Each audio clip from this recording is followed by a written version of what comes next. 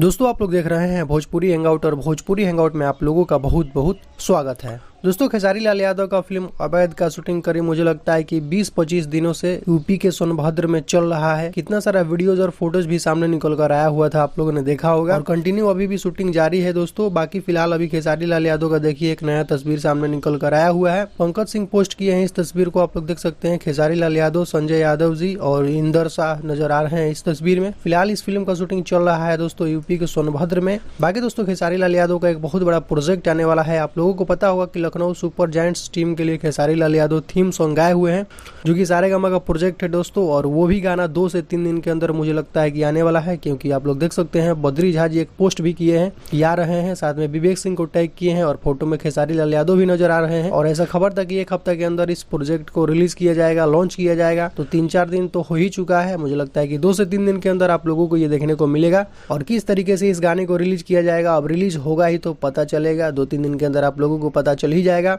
बाकी कुछ यही तस्वीरें सामने निकल कर आई हुई हैं, जो कि आप लोग देख सकते हैं अपने मोबाइल के स्क्रीन पर।